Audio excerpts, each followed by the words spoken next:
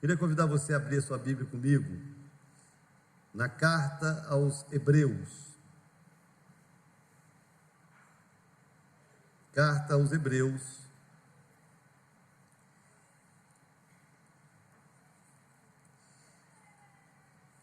capítulo 12.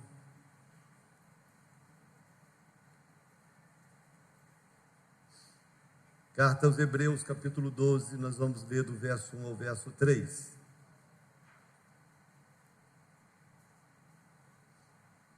Enquanto você procura esclarecimentos bíblicos, a Bíblia ela não foi escrita com capítulos e versículos. É importante a gente saber isso, não é? A Bíblia não foi escrita com capítulos e versículos. Os capítulos e os versículos, esses números que você vê na sua Bíblia, os números maiores são os capítulos, os números menores são os versículos. Isso aí foi colocado na Bíblia para facilitar para nós leitores, para a gente se organizar, para a gente marcar, para a gente se encontrar dentro da Bíblia. E é lógico que isso facilita demais a nossa vida, não é verdade? Imagina você ler toda a Bíblia, todos os 66 livros, você lê isso e falar assim: abra lá em Isaías, no texto que fala que ele tomou sobre si as nossas dores e enfermidades. Você pensa, onde está isso, gente? E você tem que virar o livro de Isaías para encontrar. Então, os capítulos e os versículos foram colocados para ajudar no nosso manuseio, na forma da gente administrar a leitura da palavra. Porém, é muito importante a gente saber que não tem na sua escrita original os capítulos e versículos, para que a gente entenda que determinadas expressões, como a que eu vou começar a ler para você agora, ela é resultado de algo que veio anteriormente a ela é a continuidade de algo. Para você entender o que você está lendo, você precisa então saber o que foi dito antes. Por isso que às vezes as pessoas ficam confusas quando leem determinados textos bíblicos, e porque pegam às vezes o texto isolado e não sabem o contexto, quem escreveu, o que foi escrito antes disso, para quem que isso foi escrito. Então essa falta do conhecimento do contexto faz inclusive com que pregadores usem textos fora do contexto até para falar bobagens. Infelizmente, o púlpito do Brasil hoje é um púlpito reconhecidamente pobre de conteúdo, pobre de Bíblia, pobre. Se nós compararmos a geração de pregadores dos dias de hoje com a geração de pregadores de 30 anos atrás, nós somos pobres. Os nossos pregadores leem pouco, estudam pouco, sabem pouco, mas tem milhares de seguidores e por causa disso se sentem os tais. Hoje se mede os grandes pregadores pela quantidade de seguidores que tem na internet, não pelo tempo que eles passam lendo e estudando a palavra de Deus, infelizmente. E nós como igreja temos um desafio, o desafio de saber, para a gente não se deixar enganar, para a gente não se deixar ludibriar, nem pelos pregadores, muitas vezes até famosos. Tem uma igreja que quando o evangelho chegou até ela, a Bíblia diz que ela foi mais nobre que as demais, porque quando ela ouvia o apóstolo Paulo pregando, ela pegava a pregação, ela pegava o ensino, ela ia nas escrituras para conferir se aquilo que estava sendo pregado tinha fundamento ou não. Quem sabe o nome dessa igreja? Bereia. Então a igreja de Bereia, ela é conhecida como a igreja mais nobre, porque ela não simplesmente recebia as pregações assim, é o apóstolo Paulo, é o pregador fulano. Não, ela recebia. Vamos analisar para ver se é isso mesmo. Se é isso mesmo, a gente crê, mas se não tem coerência com a palavra, a gente ejeta, a gente exclui. Então é importante a igreja ter esse conhecimento da palavra, para a gente poder fazer uma avaliação. A Bíblia não nos ensina a julgar o pregador, mas a Bíblia sim nos ensina a julgar até a profecia. Então, eu não vou julgar o profeta, mas eu tenho obrigação de julgar a profecia, porque nem toda profecia que é falada em nome de Deus e da palavra de Deus, vem de Deus. E eu preciso ter essa maturidade para discernir isso, né? Então eu queria chamar a sua atenção essa noite. Vamos lá, o texto de Hebreus 12, a partir do verso 1, começa assim: portanto, a expressão já fala, né? Portanto, alguma coisa foi dita antes. Também nós, então está falando de outra pessoa, ou de um outro grupo, né? Visto que temos a rodear-nos tão grande nuvem de testemunhas, desembaraçando-nos de todo o peso e do pecado que tenazmente nos assedia, corramos com perseverança a carreira que nos está proposta, olhando firmemente para o autor e consumador da fé, Jesus, o qual, em troca da alegria que lhe estava proposta, suportou a cruz, não fazendo caso da ignomínia, e está assentado à destra do trono de Deus. Considerai, pois, atentamente aquele que suportou tamanha oposição dos pecadores contra si mesmo, para que não vos fatigueis, desmaiando na vossa ou em vossa alma. Até aí, feche os seus olhos, nós vamos orar ao Senhor. Pai, eu quero te agradecer essa noite, mais uma vez, a alegria, o privilégio e honra de estar no teu altar, na tua casa, como igreja, como família, como povo redimido do Senhor. E esse momento é único para nós, porque nós estamos diante da tua palavra, diante da qual nós cremos que ouvimos a tua voz, é através dela que o Senhor fala conosco, e é o que nós desejamos nessa hora, é o que nós necessitamos nessa hora, é ouvir a tua voz, e que essa palavra venha como uma revelação específica para cada um de nós. Te peço que o Senhor venha falar nessa noite, mais uma vez, em nome de Jesus. Quantos podem dizer amém? Eu anotei uma frase do Bill Gates, que ele diz o seguinte: tente uma, duas, 3 vezes, e se possível tente a 4ª, a 5ª, e quantas vezes for necessário. Só não desista nas primeiras tentativas. A persistência é amiga da conquista. Se você quer chegar aonde a maioria não chega, faça aquilo que a maioria não faz. Bill Gates. Eu sempre entendo que ninguém que deu certo à toa. Todo mundo que deu certo em alguma área da vida tem algo por trás. E no caso do homem que várias vezes foi o mais rico do mundo, está o exemplo da perseverança.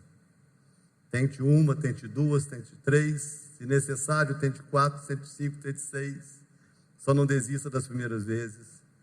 Então a palavra por trás, o espírito que fez com que o Bill Gates se tornasse quem se tornou, foi a perseverança. Agora presta atenção, porque o texto que eu li para você, que para mim é um texto único, tremendo na Bíblia, essa carta ela é única. Para você ter noção do valor da carta aos Hebreus, a carta aos Hebreus é a única carta, é o único texto do Novo Testamento que nós não podemos definir quem foi o seu autor. Ninguém sabe quem escreveu Hebreus. Então nós sabemos que Paulo escreveu carta aos Timóteo, carta a Corinto, carta aos Romanos, mas aos Hebreus nós não sabemos quem escreveu. E para que um texto fosse reconhecido como sendo inspirado por Deus, uma das exigências era o conhecimento do autor. E Hebreus, mesmo não sendo reconhecido, foi reconhecido como inspirado, pela sua profundidade, pela riqueza das revelações e ensinamentos, e pela forma com que Hebreus se completa dentro de toda a Bíblia. O escritor aos Hebreus fala de assuntos que nenhum outro escritor fala. Então essa carta ela é única. O próprio nome diz Hebreus, então foi uma carta escrita para os hebreus. Nome ou termo que era usado para os antigos judeus. Hoje nós chamamos de judeus, né? Antigamente eles eram chamados de hebreus. Então ela foi escrita para eles. Por isso que vai falar muito sobre, e fazer muitas comparações sobre a lei, sobre tabernáculos, sobre as festas bíblicas. Então Hebreus tem essa riqueza de revelação.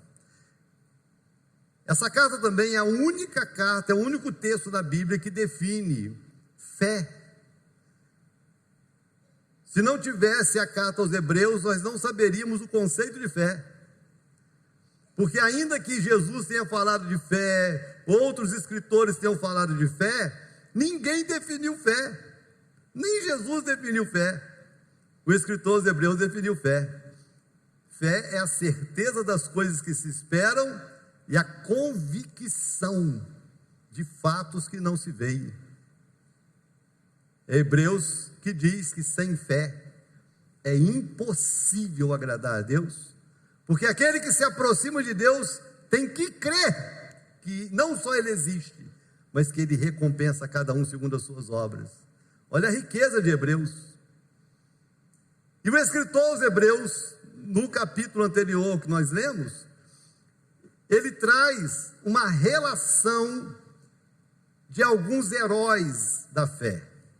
Então ele traz o conceito de fé, traz a importância da fé, depois ele traz uma relação de heróis da fé, de pessoas que porque creram em Deus, foram relevantes na geração deles, fizeram a diferença na geração deles, como Daniel, que fechou a boca dos leões, como José, que se tornou quem foi, como Abraão, que creu contra a esperança, como Moisés, que abriu o mar. Então ele faz a relação desses heróis da fé. E quando ele termina a relação dos heróis da fé, ele fala de heróis que não têm nome. O final do capítulo 11 ele é lindo, porque ele fala de heróis que não têm nome, ele fala de pessoas que deram a vida por amor a Deus, por amor ao Evangelho, e que apesar dos nomes não serem lembrados, ele diz que essas pessoas, que o mundo não foi digno dessas pessoas, de tão nobres que elas foram. E quando ele termina o capítulo 11, ele entra aqui no 12, com a palavra, com a expressão, portanto também nós. Olhando para tudo que ele já tinha falado antes, ele vai trazer uma palavra de exortação à perseverança, mostrando que todos os heróis da fé venceram, porque a fé que eles tiveram fizeram com que eles perseverassem independente de qualquer coisa. E essa palavra, como eu disse a princípio, ainda que eu não tenho dúvidas de que é uma palavra que interessa a todos nós, porque não existe ninguém que em algum momento não seja tentado a desistir de algo, não tem ninguém que em todos os momentos não é desafiado a perseverar sempre. Então eu sei que essa palavra é para mim, é para cada um que está aqui, mas eu também creio que existem algumas pessoas aqui específicas essa noite, que entraram aqui especificamente essa noite, que precisam ouvir especificamente essa palavra, porque se você entrou aqui pensando em desistir de algo, essa palavra é para dizer para você que desistir não é uma opção. E eu espero que essa palavra seja a resposta para você rever qualquer decisão que você já tenha tomado no seu coração, e que você mude a decisão, porque desistir não é algo que Deus tem para você. Então presta atenção nessa palavra. Nenhum vencedor desistiu, porque é impossível desistir e vencer. Primeira decisão que todo vitorioso fez antes de vencer foi a decisão de perseverar. Presta atenção nisso. A vitória, é resultado da perseverança. E perseverar é uma decisão dos que desejam alcançar a vitória. Perseverança, gente, é a decisão dos vencedores. É sobre isso que eu quero compartilhar com você. E o que é mais interessante do escritor aos Hebreus é que ele não nos traz uma receita da vitória. Ele não traz uma receita de como vencer, não. Ele nos traz a receita de como perseverar.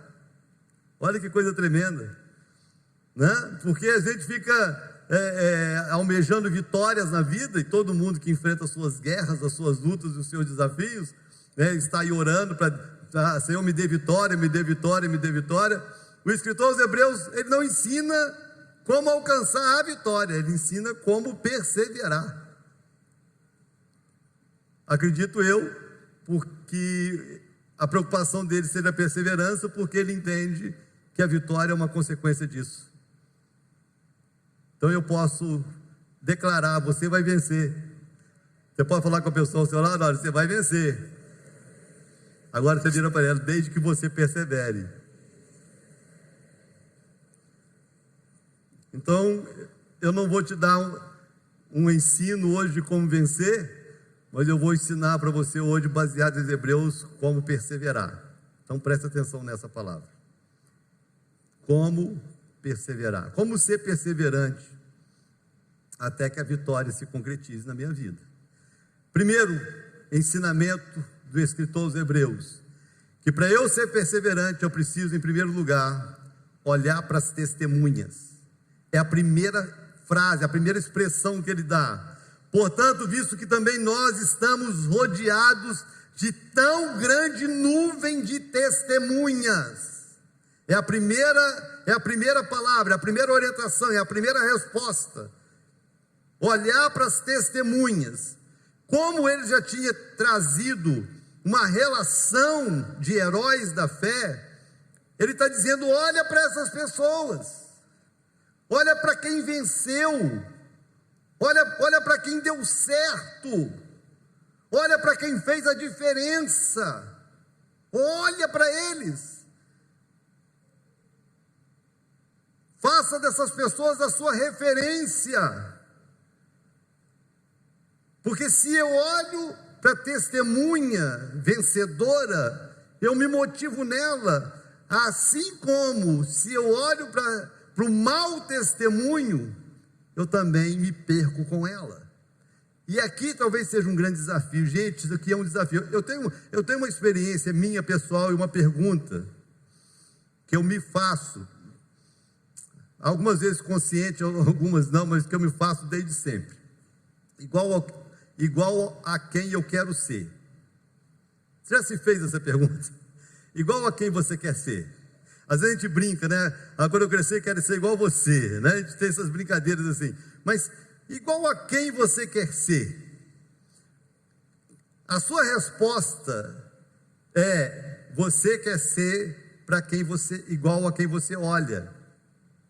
Essa é a resposta. Quem você tem como referência é igual a quem você será. Eu tenho algumas experiências na vida, assim, desde o início de seminário, de vida cristã, de ministério. Eu me lembro, assim, no seminário, eu tive alguns bons professores, eu tive algumas pessoas muito sérias, assim, muito dedicadas ao ministério, mas eu também tive muitos maus professores. E quando alguns deles terminavam assim uma aula, eu falava comigo mesmo: se eu for pastor um dia, eu nunca quero ser igual a essa pessoa. Eu falei isso várias vezes. Eu tive uma experiência na minha consagração ministerial. Eu fui consagrado ao ministério tem mais de 30 anos, e na época foi um grupo grande de jovens, de irmãos que foram consagrados juntos. Nós éramos parte de um ministério, e já tinham muitos outros pastores mais velhos. Então eu lembro daquela turma assim, de joelho, um do lado do outro, e os pastores vinham e colocavam as mãos sobre a nossa cabeça e oravam por nós. E eu me lembro que quando alguns colocavam a mão na minha cabeça, eu repreendia.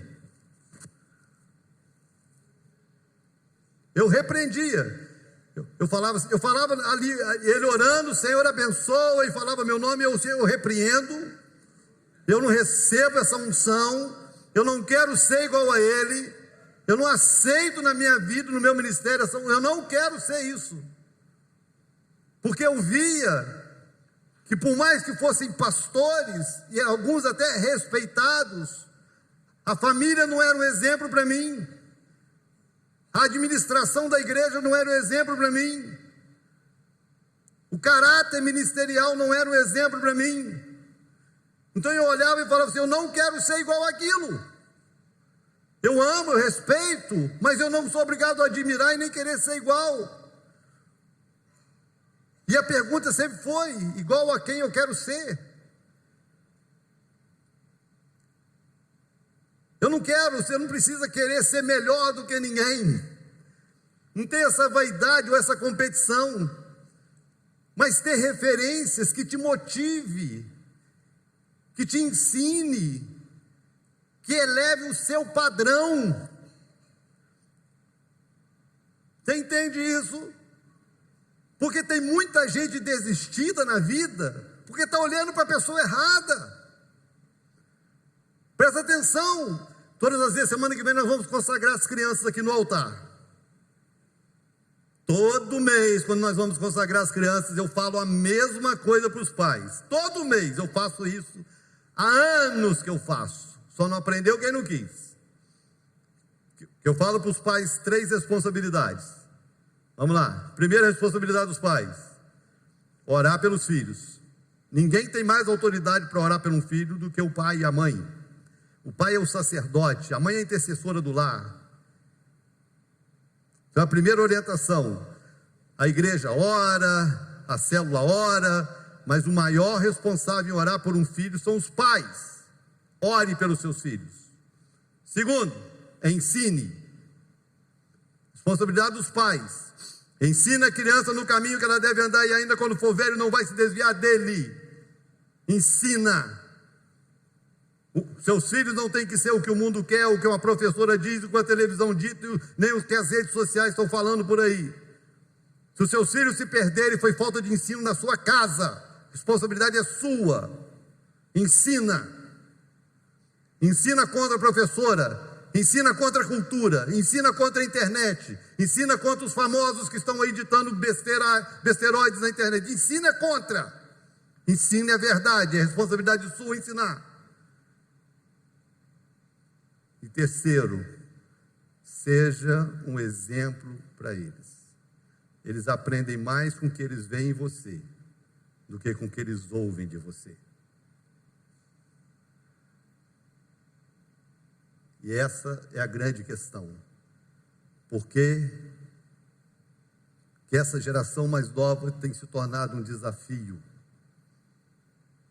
Porque a geração que está passando está dando um mau exemplo. Eles estão olhando para nós e não estão vendo em nós as virtudes que precisam ver para serem melhores do que nós. Isso é uma responsabilidade. Tem alguém olhando para você, e você também está olhando para alguém. Eu preciso escolher a pessoa certa para quem eu olho. Irmãos, no mundo dos famosos, valores é o que menos importa. Valores é o que menos importa. E parece que a cada tempo que passa, a questão valores reais, morais, espirituais, familiares, estão perdendo cada dia mais sentido para essa geração. Está se perdendo isso. E com isso, a gente vai formando uma geração de desistentes. Começa uma faculdade, 6 meses depois para, aí começa outra, para. Um dia quer ser médico, outro dia quer ser advogado, aí no outro dia vai ser, sei lá, o fisioterapeuta, e aí depois, triste, uma das coisas mais tristes que eu ouvi na minha vida foi um cara dizer para mim, eu vou ser pastor, porque eu não consegui ser nada na vida. Eu tive que ouvir isso. E eu me tornei pastor porque tudo que eu coloquei a mão deu certo. Não porque deu errado. Pastor não é o final da linha para frustrado. Pastor é a primeira escolha de alguém que tem uma vocação. A questão é para quem que nós olhamos, quem é a nossa referência, quem é o modelo, igual a quem eu quero ser. Você precisa fazer essa pergunta para você. Olha aqui para mim. Você que tem dificuldade de perseverar na vida, presta atenção. Você que tem dificuldade em perseverar na vida, principalmente em perseverar na fé, porque é o mais importante do texto. É perseverar na fé, perseverar na vida cristã. Você que um dia está na igreja animado, querendo ganhar o mundo para Jesus, e outro dia você não quer nem aparecer mais aqui, porque o Satanás, porque o pastor, porque o líder, porque não sei quem é isso, é assado, e você arruma um monte de desculpa, e de um dia para a noite você esfria, desiste, não quer saber de mais nada. Você que tem dificuldade de perseverar, preste atenção, porque a primeira resposta da sua falta de perseverança é porque você está olhando para as pessoas erradas. Inclusive, dentro da igreja. Porque nem todo mundo que está dentro da igreja é um bom exemplo a ser seguido. Assim como lá fora tem maus exemplos, aqui está cheio. Lá fora tem maus pagadores, aqui também. Lá fora tem gente mentirosa, aqui está cheio. Lá fora tem adúlteros, aqui também. Lá fora tem pessoas desviadas sexualmente, aqui também. O fato de estar na igreja não significa que seja um exemplo para você. Você precisa saber escolher para quem você olha. Porque para quem você olha determina se você vai chegar em algum lugar ou não. Mais que isso, para quem você olha determina se você vai chegar onde Deus quer te levar. Se você quer chegar aonde Deus quer te levar, se você quer viver os propósitos que Deus tem para você, você precisa olhar para pessoas que vivem o propósito de Deus. Você precisa olhar para as pessoas certas. Esse é o primeiro ensinamento do escritor aos Hebreus. Esse é o primeiro segredo da perseverança. Esse é o primeiro segredo daqueles que venceram por não desistir. Olharam para as testemunhas. Então olha para a Bíblia. Igual a quem você quer ser, Davi ou Saul? Igual a quem você quer ser, Abel ou Caim? Igual a quem você quer ser? É você olhar na Bíblia, dentro de casa, na igreja, e dizer: eu quero ser igual a ele. E seguir os passos dele. É assim que funciona. Segundo, como ser perseverante. Primeiro, olhar para as testemunhas. Depois, em segundo, nos desembaraçando de todo o peso. Essa é a palavra. Visto que estamos rodeados de tão grande nuvem de testemunhas, deixemos de lado todo o peso. Uma outra versão diz: nos desembaraçando de todo o peso. Quem aqui soltou pipa? Essa turma nova não sabe nem o que é isso. Só sabe videogame. Nunca cortou o dedo com cerol. Nunca correu atrás de uma pipa com bambu na mão. Você não sabe o que é ter infância. Ficar na laje com o sol quente, terminar o dia com o olho vermelho, mas ficava ali o dia inteiro, corta um, outro corta assim.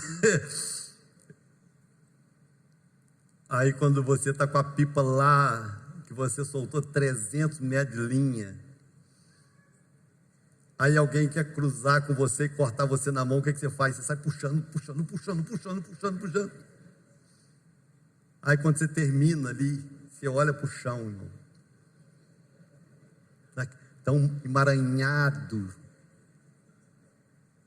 de linha. Aí você vai fazer o quê? Desembaraçar aquilo tudo. Enrolar aquilo tudo, desembaraçar tudo. O escritor aos Hebreus fala: desembaraçando do peso. Porque o peso embaraça as pessoas. O mais interessante no texto é que ele vai distinguir, eu vou falar depois do restante, que é pecado, mas ele distingue peso de pecado.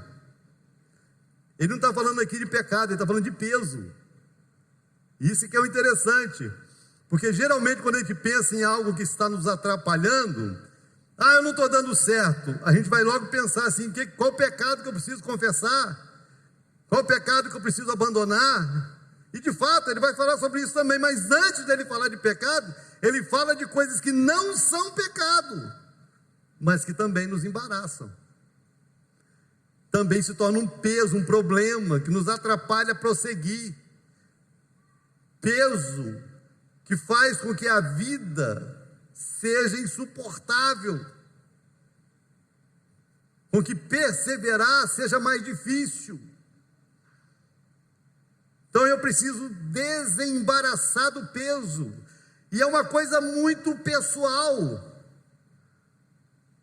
É muito pessoal, porque às vezes o que é pesado para um não é pesado para o outro. E às vezes a falta de discernimento faz com que você tenha um peso e não reconheça que é peso. Quer ver um peso miserável na vida de um monte de crente? Miserável. Más companhias. Tem gente que não vai para frente porque só anda com gente ruim. É um pecado? Não, mas é um peso. Enquanto você não desembaraçar de determinadas amizades, inclusive dentro da igreja, você nunca vai chegar onde Deus vai levar você. Irmãos, dentro da igreja, às vezes é necessário a gente falar para alguns: olha, te amo, querido, mas não dá para andar junto, não. Vou falar um negócio aqui que eu não devia falar, mas vou falar. Muda o seu grupinho, troca de célula. Você que senta do lado de cá, passa para cá. Você que está aqui, senta para cá. Você que gosta de sentar lá atrás, começa a sentar na frente, começa a sentar em lugares diferentes, porque as pessoas que estão sentadas do seu lado nem sempre te abençoam. Se você senta, quer ver uma coisa básica? Quer ver uma coisa básica? A igreja está cheia de ladrão de fé. Os roubadores da fé. A igreja está cheia de roubadores da fé. Sabe quem são os roubadores da fé? São aquelas pessoas que sentam do seu lado e quando o pastor está pregando, ela fica no seu ouvido, fofocando, te mostrando bobagem do celular, distraindo você. Essa cara linda que diz que é sua amiga é o peso que vai impedir você de chegar onde Deus quer levar você. Se você não se desembaraçar disso, você não vai chegar. Escolha as suas amizades. Escolha as companhias. Mas preste atenção naquilo que ocupa você. Isso aqui é algo muito importante. Às vezes as pessoas justificam ou tentam justificar a falta de sucesso porque elas dizem que elas não têm tempo. Você sabe quantos anos Jesus exerceu o ministério dele? Sabe? Jesus exerceu o ministério dele, do batismo até a morte, 3 anos e meio. Em 3 anos e meio, ele formou uma equipe de 12, ele alcançou uma multidão, ele implantou o cristianismo, ele revolucionou a história da humanidade em 3 anos e meio. Se Jesus tivesse 30 anos de ministério igual eu, ele já tinha até voltado. Então não é por falta de tempo, é por distração de propósito. Você não vê Jesus perdendo tempo. Jesus ele estava indo, ele foi chamado por uma pessoa, porque a filha estava doente. Olha bem, ele foi chamado, a filha está doente. Aí ele, não, eu vou lá, resolver o problema. No meio do caminho, chega a notícia que a menina tinha morrido. Mas no meio do caminho ele cura pessoas, que chegar perto dele, eu estou indo, mas não posso perder tempo. Então, no meio do caminho, aparecia uma pessoa doente, era curada. Ele não estava ali para curar aquela pessoa, ele estava indo curar a menina que morreu. Mas você não vê Jesus perdendo tempo. Talvez um dos grandes pesos dessa geração é a falta de administração do tempo. Nós administramos muito mal o nosso tempo. Assim como existem os ladrões da fé, existe o ladrão do tempo. Isso aqui é um ladrão de tempo.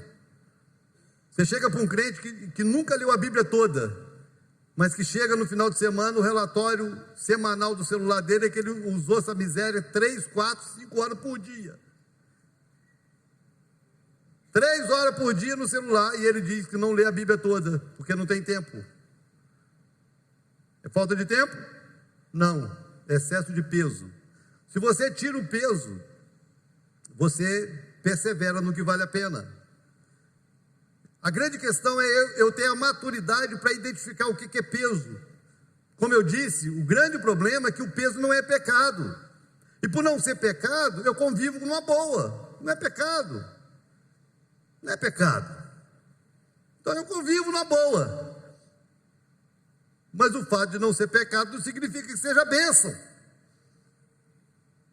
Então não é pecado, mas é peso, é um problema. É um empecilho, é um atrapalho. É uma distração. Os grandes pesos que têm feito com que muitas pessoas não consigam perseverar na vida são as distrações. Faz com que você perca o seu foco, que faz com que você negocie propósitos. Então olha aqui para mim, queridos. Nós temos tantas promessas de vitória. Tantas promessas de vitória, promessas específicas, promessas para nós como igreja. Deus tem promessas. Você pode falar com a pessoa, sei lá, Deus tem promessas de vitória para você. Assim, é para você. Agora, se eu perguntar quantos querem vencer, todo mundo, amém. Quer ver? Quantos querem vencer? Todo mundo quer. Aleluia, até o Maurição. Mas a grande questão é, para eu vencer, eu tenho que perseverar, e para eu perseverar, eu preciso deixar o peso. Se desembaraça a sua vida, irmão. Desembaraça a sua agenda, desembaraça a sua rotina. Se desembarace de relacionamentos que não abençoam você, se desembarace. Não tenha dificuldade de abrir mão de algo hoje. Pode até fazer você chorar agora, mas que vai ser determinante para você chegar onde Deus quer te levar. Alguém entendeu? Amém. Terceiro, que ele não para, né? Desembaraçando-nos de todo o peso e do pecado que tenazmente vos assedia. Gente, para mim, uma das palavras que mais me abençoou na nossa conferência foi a palavra do David Haig falando sobre tentação. Que palavra esclarecedora, né? Porque conviver com tentação sempre vai ser um problema para nós, né? E eu confesso que muitas vezes eu me sentia mal por me sentir tentado. Como aquela palavra foi esclarecedora para mim, como ela me fez bem, de saber que ser tentado simplesmente faz parte da minha humanidade. Não tem como não ser tentado. E olhar para Jesus e a Bíblia dizer que Jesus em tudo foi tentado. Então todos nós somos tentados. Todo ser humano é tentado só por ser humano. E a grande diferença é que alguns são tentados numa área, outros são tentados em outra. O que é tentação para mim, às vezes para você, não é? Mas que todos são tentados em alguma área, são e seremos sempre. Inevitável. E a diferença entre ser tentado e ceder à tentação. Por isso que Jesus nem nos ensinou nos livre da tentação. Nos ensinou não nos deixe cair em tentação. Porque livrar da tentação não tem como. Tem como livrar na tentação, mas da tentação não tem como. E essa é a grande questão, também ligada à perseverança. Porque o tal do pecado empaca a vida da pessoa. O pecado empaca a vida. Ninguém consegue perseverar numa vida de pecado. Ninguém consegue cumprir os propósitos de Deus numa vida de pecado. Se você não se desembaraçar do pecado, você não vai chegar onde Deus quer te levar. E tem coisas que não tem ninguém que possa fazer por você. Não tem, presta atenção, tem coisas que ninguém pode fazer por você. Tem coisas que não tem oração que possa resolver a sua vida. Porque são decisões que você tem que tomar. É você que tem que tomar. São posicionamentos que é você que tem que ter. Que não depende dos outros. Só de você. E se você não tiver esse entendimento, se você não tiver essa maturidade, se você não tiver esse discernimento, de que muitas coisas da sua vida não vão para frente, porque você ainda não teve coragem de se desvencilhar de práticas que desagradam a Deus, se você não tiver esse discernimento, você vai continuar empacado. Porque para desempacar, você tem que se desvencilhar do pecado. Então eu não tenho como desvencilhar da tentação, mas eu tenho a obrigação de me desvencilhar da queda. E se eu cair, eu tenho a obrigação de levantar. Porque até isso a Bíblia me dá a resposta, que o justo 7 vezes cairá, mas o Senhor o levantará. Ficar prostrado não é uma opção. Então eu tenho resposta, e a Bíblia tem resposta para todo mundo. Se você não caiu, a Bíblia diz para você, você que pensa estar em pé, você que nunca caiu, está feliz aí, é tentado numa determinada área, mas está aí firme, glória a Deus por você. A palavra para você é, você que pensa estar em pé, cuide para que não caia. E se você caiu, decida levantar. Porque se você perseverar no pecado, não tem como chegar onde Deus prometeu para você. O que Deus tem para você. Essa é a palavra. Desembaraçando-nos de todo o peso e do pecado, que tenazmente nos assedia. Que palavra forte, né? O pecado tenazmente nos assedia. Nós somos assediados pelo pecado o tempo todo. O tempo todo. E cabe a nós nos desvencilhar disso, para que a gente não desista. Tem muita gente desistido na vida cristã, muita gente desistido do ministério, muita gente desistindo de família, muita gente desistindo de projetos muito nobres, porque cedeu ao pecado e não encontra forças para vencer, para superar isso. Jesus não morreu na cruz para fazer você ficar bonitinho. Jesus morreu na cruz para perdoar os seus pecados. E é nisso que você precisa crer, para você dar a volta por cima. Por último, quarto ensino que o escritor aos Hebreus deixa para nós sobre perseverança. Ele termina dizendo, olhando para Jesus, firmemente, para o autor e consumador da fé, o qual, em troca da alegria que lhe estava proposta, suportou a cruz, não fazendo caso da ignomínia ou do deboche ou do escárnio, e está sentado à destra do trono de Deus. Considerai, pois, atentamente aquele que suportou tamanha oposição dos pecadores contra si mesmo, para que não vos fatigueis desmaiando em vossa alma. Vou te falar uma palavra dura, mas verdadeira. Sabe por que tem tanta alma desistida? Sabe por que tem tanta alma Nutella? Alma Nutella. Sabe o que é alma Nutella? É alma mimimi. Você sabe o que eu estou falando. Qualquer coisa é mimimi. Mimimi. Irmão, tem crente que irrita. Ser pastor nos dias de hoje, eu tenho um amigo que é pastor lá em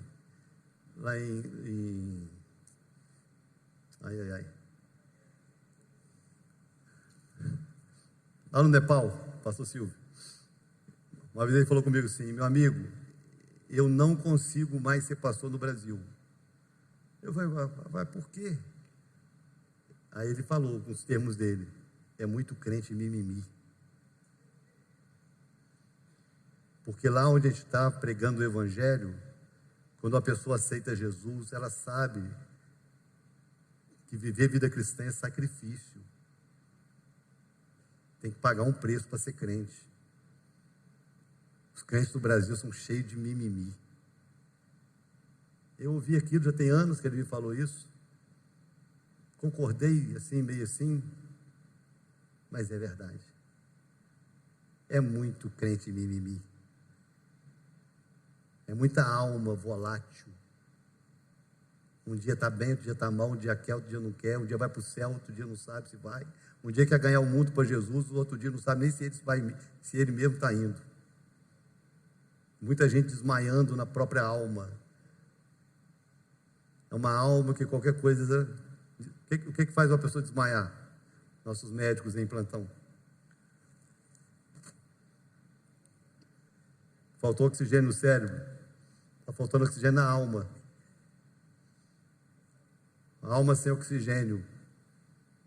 Agora, sabe qual a resposta que o escritor aos Hebreus dá? Você sabe por que tem gente desmaiando na alma? Sabe por que tem crente assim, mimimi? Sabe por quê? Porque você está olhando para muita coisa, mas não está olhando para Jesus. Porque essa é a palavra. Olhando firmemente para Jesus, autor e consumador da fé, para não desmaiar na alma. Então, quando você vê um crente mimimi, porque ele não está olhando para Jesus. Se você é o tipo do crente que qualquer coisa está pensando em desistir, é porque você está olhando para qualquer coisa menos para Jesus. É impossível olhar para Jesus e desistir. Sim ou não? Vamos pensar junto aqui. Vamos lá, igreja. Presta atenção. Impossível olhar para Jesus e desistir. Impossível. Qualquer argumento que você tenha, qualquer argumento que você pense, qualquer ideia que você tenha para justificar uma desistência, qualquer uma. Ah, o meu pastor errou comigo. Se você estiver olhando para Jesus, você desiste? Ah, a igreja é cheia de fofoqueiro, inclusive você. Eu vou desistir porque a igreja é assim ou é assado. Se você estiver olhando para Jesus, você desiste? Não, porque o meu pai batia na minha mãe. Se você olhar para Jesus, você desiste? Desiste.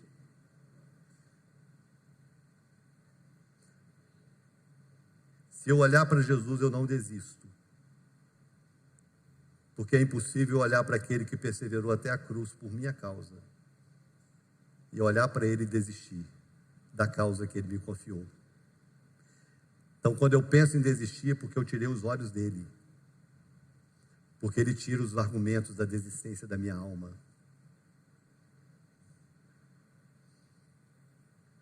É assim que funciona. E talvez essa seja, de todas as palavras, a que mais deve nos chamar a atenção essa noite. Como a Bíblia ela é perfeita e completa. A mesma Bíblia que me ensina a olhar para as testemunhas. A mesma Bíblia que faz com que o apóstolo Paulo declare: sede meus imitadores. A mesma Bíblia que me exorta a ser um exemplo para os outros e a ter exemplos para mim. É a mesma Bíblia que de alguma forma diz: se faltar qualquer exemplo, olhe para Jesus, que é o exemplo infalível para tirar os argumentos. Se você não tem alguém que vive uma vida cristã digna de ser imitada, olhe para o Jesus da Bíblia. Ele é infalível. E se ele não desistiu de nós, nós não temos o direito de desistir daquilo que ele nos confiou. Nós não temos o direito de abandonar aquilo que ele colocou nas nossas mãos. Essa é a palavra. A Bíblia diz que aquele que perseverar até o fim, só tem recompensa, gente, para quem persevera até o fim. Quem desiste no meio do caminho nunca vai saber da recompensa do final. Se nós entendêssemos isso em todas as áreas da vida, nós jamais abortaríamos os projetos que Deus nos confiou. Hoje os casamentos são descartáveis, as amizades são descartáveis, a igreja se tornou descartável. A igreja se tornou descartável. Se eu estou feliz aqui, eu estou bem, mas se me aborrecer, eu vou para outro lugar.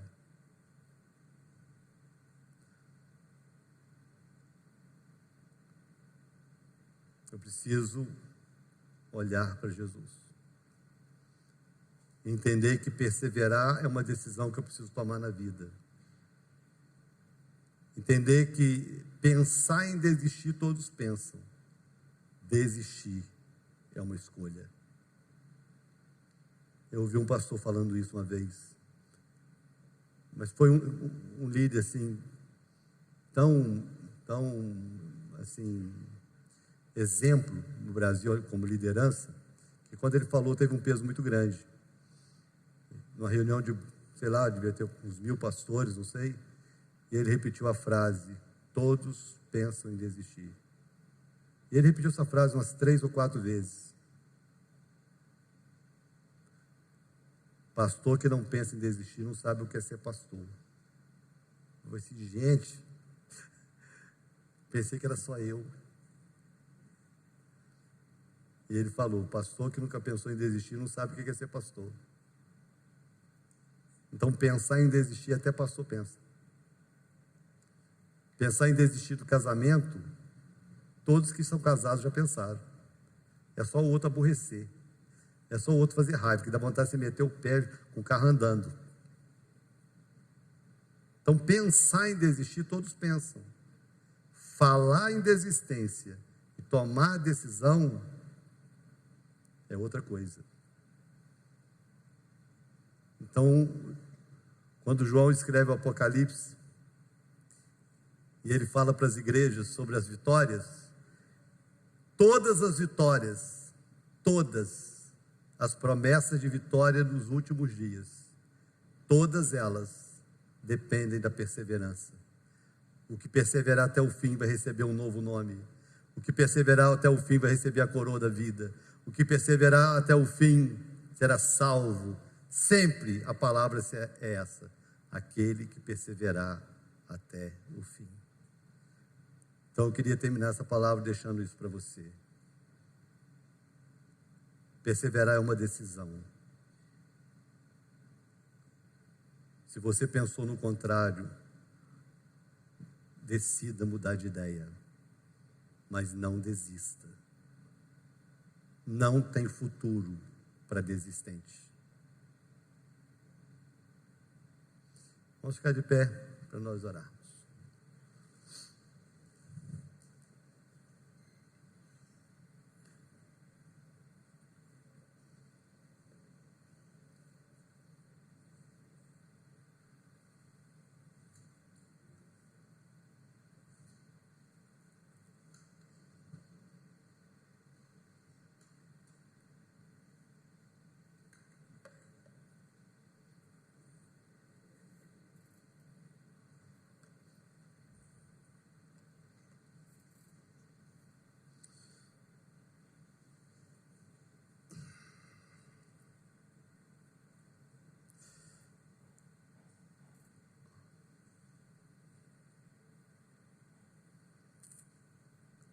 que fazer com a nossa alma.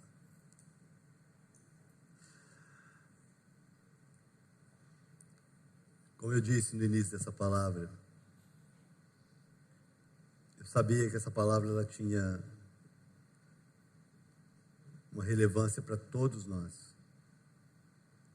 Mas eu também disse que ela era específica para alguns. Eu não vou insistir. Mas se você entrou aqui hoje à noite pensando em desistir, e você quer uma oração para que Deus te fortaleça, porque você está decidido a perseverar, eu quero que você saia do seu lugar e venha aqui à frente.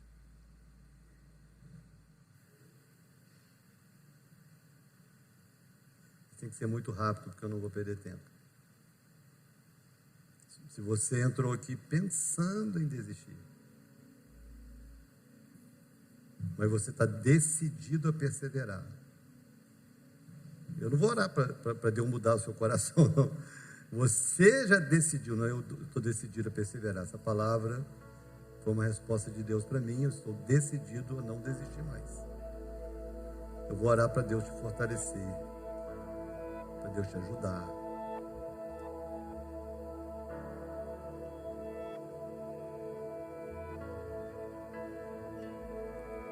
Se você quer vir, venha rápido.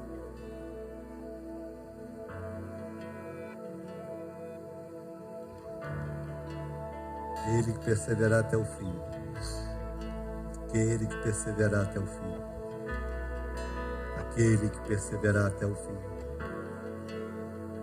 Sempre será para aquele que perseverar até o fim. Se você quiser vir enquanto eu oro, você pode vir. Pai, eu quero te agradecer essa noite, porque a tua palavra é a resposta. Tua palavra é a resposta. Desistir é sim uma opção. Não para nós. Não para nós que olhamos para o Senhor. Não para nós que olhamos para a cruz. Não para nós que olhamos para o sacrifício. Não para nós que olhamos para o preço que o Senhor pagou no nosso lugar. Porque quando nós olhamos para o Senhor, desistir deixa de ser uma opção. Eu oro, meu Deus, por aqueles que têm sido tentados à desistência, mas que estão decididos a perseverar.